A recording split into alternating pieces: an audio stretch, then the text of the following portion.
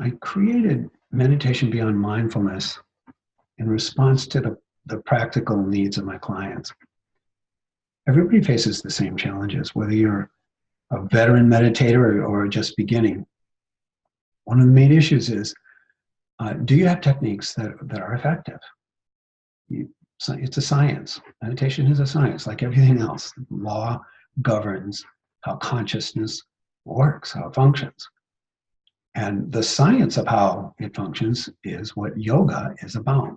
It's vast. There are many, many facets to yoga. Many people are doing pieces of yoga. Yoga's, if you look at all the various techniques that exist out there, and whether it's with the apps that are being used or various schools of thought, they all derive from the science of yoga originally. It's ancient, and in its entirety, it's overwhelming. So it's important that we draw from it the key points that are appropriate for what we're facing. And so that's what I do. I pull out some of the key techniques that are required for the different stages you go through. Everybody goes through when they're trying to meditate. There's a process from waking consciousness to the deeper states of consciousness. There are stages and steps. You need the right tools for the job. So that's one big thing. I give people the simple tools to be able to start training themselves to get through those different stages they face every single time you sit down. The other big thing is regularity. That's the other big challenge for everybody. Some people give up meditation because they don't have very good techniques and they don't get very good results.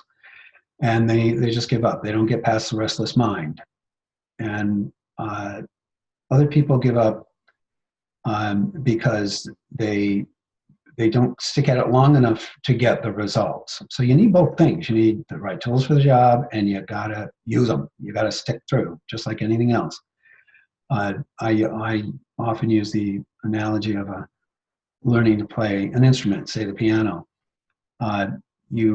Nobody has fun with this the first time. You maybe can play chopsticks the first time, but mostly it's drudgery. You're playing the scales.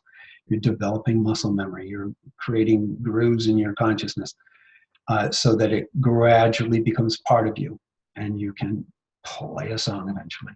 Takes time, though. Now, it's even harder when you're dealing with your mind. Your mind is the most difficult thing to master. It's literally easier to train for an Olympic gold medal than it is to meditate deeply.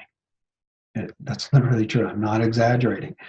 The mind is in most people completely out of control, and you're just beginning to learn how to detach your consciousness from the thinking process, the emoting process, the sensating process. So tools for the job and regularity. You've got to keep at it.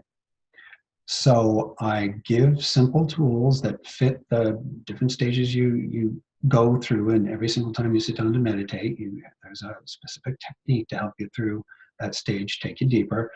And then there's the support of the guidance, the voice leading a person through. My clients have often said, I meditate with my clients in my office, and often that's their first experience. They love it, and I encourage them, come on, do it at home. Do this every day, 5 minutes, just at least 5 minutes a day. And they come back and I say, well, how'd it go? Well, I did it once, but I just, it's so much easier when we do it together. And that is true. Every group activity has power to it. Anything people do together has extra power to it. We're supported by the group energy. And that can happen virtually.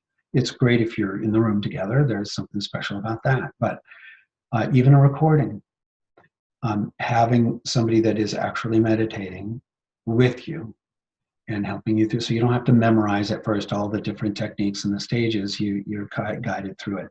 Now, eventually, you will get, so you'll know the stages, you'll know the techniques, you'll internalize them, and you'll make them your own. That's what that's the goal. That's what I encourage. It will happen naturally. And you won't need to have somebody guiding you just to learn it, but doing it together, doing it at the same time as somebody else, even if it's just listening to a download, there's power to that. So those are the two things. You've got to have tools that are right for the job and that fit the actual stages that that reflect the science of meditation, allow you to practice it. And the other thing is then to practice it every single day.